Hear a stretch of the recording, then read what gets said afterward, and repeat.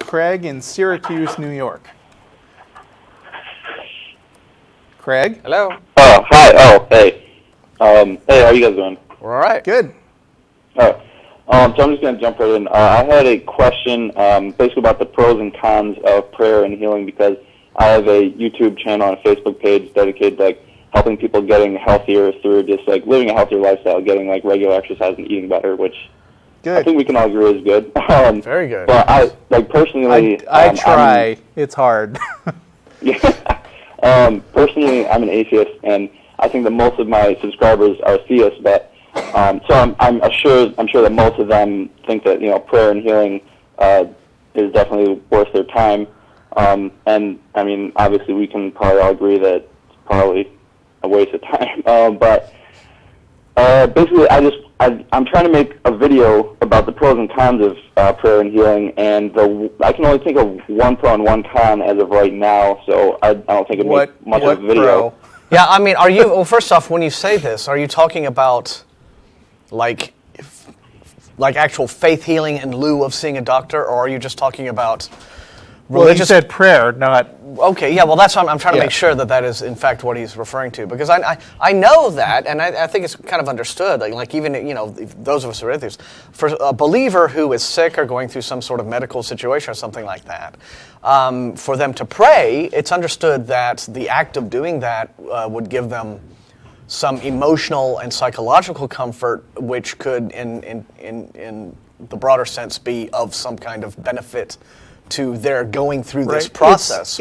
I mean, the placebo effect is a real thing. If people believe that they're going to get better because they did something, then it's more likely that psychologically they'll be in a better position to heal. Now, the placebo effect isn't huge, but it could be like you improve your chances by 15% or something like that. Is that the pro you were thinking of, or do you have something else? Actually, yeah, that's pretty much exactly what I had for the one pro. Mm-hmm. Okay, if I were you, I would research the placebo effect and write something that sounds smart about it. Okay. But yeah, I mean, if that's the only effect, and if it's a little bit of something, fine. I mean, but as long as what I do find disturbing, and I think what a lot of us do is, or at least it kind of makes us sad when you have a situation where somebody goes through a medical crisis and they come out the other end thanks to the hard work of a bunch of doctors pulling long hours and medicines that have undergone extensive scientific research, et cetera, and at the end of the day, some person gets released from the hospital, and the first thing they say is, "Thank God I was healed." It's like that's the kind of thing. Come on, give credit where it's due, really. So I think that's kind of I don't really like how religion robs people of that kind of perspective. But so what was the con you had in mind? The other con I was thinking of is just sort of being complacent with your health, maybe not trying to seek out the best doctor, thinking that oh, God will lead me to wherever I have to go without putting forth too much effort, just being complacent. Right.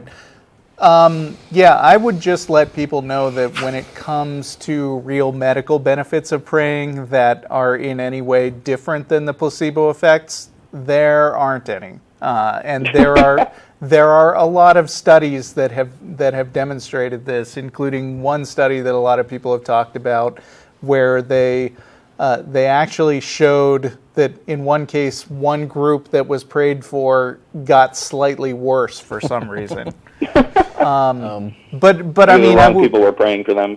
Yeah, but that's probably just in the margin of error, so I wouldn't attribute too much to that. And I wouldn't also, there's so many grounds on which you can also, choose not to take seriously the studies that Christians cite, where they'll talk about all of these they call it intercessory prayer studies, by which they hope to prove that prayer, there is in fact some sort of divine that's something influence. You can look up. in situations like that, you always wonder, well, hang on, how do you actually sort of set up the protocols for a study like this? Yeah. Because if you want to say, okay, well, we'll have like this, all these patients on this hospital wing will get prayed for, and these others won't, and they'll be well, like, what do they set up some kind of around the ones they don't want people praying for? Do they set up some kind of, I don't know, prayer shield, or something? Because I remember when I was a little boy, right, and I would be like, it'd be bedtime, and I'd be led through my prayers or something like that. Part of it was, at the end of the day, after I, asked God to bless mom and dad and all my aunts and uncles and cousins and dogs and cats, it was like, and God bless everybody in the world. Yeah, and that's because if you didn't remind him of that constantly, God would be like, oh, gosh, I'm supposed to care about So it these seems like if people there are or all something. these small children at bedtime saying, God bless everybody in the whole world, isn't that going to completely jack your results on your intercessory prayer study? If you want to have, it's like, no, stop, you're not supposed to pray for those people. I do It's not have science. I do have a website to recommend to you on general principles. It is whatstheharm.net. This is a big compendium of harmful effects that have come through various kinds of pseudoscience and belief in the supernatural. And there's a section on just religion with the subheadings being breatharianism, Christian Science, cults, Jehovah's Witnesses, religious fundamentalism, Scientology, and transcendental meditation. So, it may not directly relate to the kind of thing you're looking for, but it could give you some interesting background reading, because there are plenty of people who use this religious faith as a substitute for getting decent medical treatment. And I'm looking especially at Jehovah's Witnesses and Christian Scientists. Okay. Yeah, because I know there's some people that will depend only on prayer. We always hear the extreme people who their kid got the flu and they died because they're like, oh well, we'll just pray over them. But I mean, I know there's also people that are praying and then just sort of being complacent. And I know there's people that are praying and doing everything they can. So I just wanted to appeal to all the audience and stuff. Okay.